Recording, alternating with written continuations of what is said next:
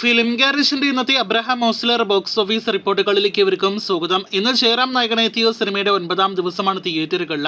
Mithun manual തോമസിന്റെ സംവിധാനത്തിൽ Mammukka cameo റോളിലെത്തിയ Jayaram നായകനെത്തിയ Arjun Ashokan, അനശ്വര രാജൻ, ജഗദീഷ് തുടങ്ങി വലിയ താരനിരയോടെ തിയേറ്ററുകളിലേക്ക് എത്തിയ സിനിമ 9 ദിവസങ്ങൾ തിയേറ്ററുകളിൽ പിന്നിടുമ്പോൾ സിനിമയുടെ കൃത്യമായ 8 ദിവസത്തെ Kerala collection world wide collection report ഇപ്പോഴത്തെ പുറത്തു വന്നിരിക്കുകയാണ്.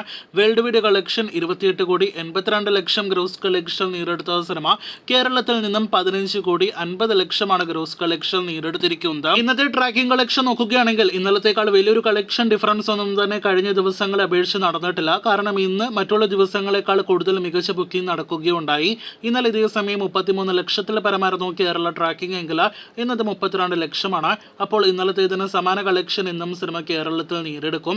60 ലക്ഷത്തിന് മുകളിൽ ഇന്നും കേരള കളക്ഷൻ പ്രതീക്ഷിക്കുന്ന സിനിമ ഇന്നത്തോടെ കേരള ബോക്സ് ഓഫീസിൽ നിന്ന് 9 ദിവസങ്ങൾ കൊണ്ട് 16 കോടി രൂപയ്ക്ക് മുകളിലെ ഗ്രോസ് കളക്ഷൻ നേടിയെടുക്കുന്നതാണ്. ജയറാം നായകനെത്തിയ സിനിമകളിലെ കരിയറിലെ ആദ്യത്തെ 15 കോടി രൂപയ്ക്ക് മുകളിലെ കളക്ഷൻ കേരളത്തിൽ കടന്ന സിനിമ കൂടിയാണ് അബ്രഹാം ഓസ്ലർ. ഇന്നത്തോടെ വേൾഡ് വൈഡ് കളക്ഷൻ 30 കോടി കടക്കുമെന്ന് പ്രതീക്ഷിക്കുന്ന സിനിമ ജയറാമിന്റെ കരിയർ ബെസ്റ്റ് റെക്കോർഡ് കളക്ഷൻ കൂടിയാണ് ഇതുവരെ നേടിയെടുത്തിരിക്കുന്നത്.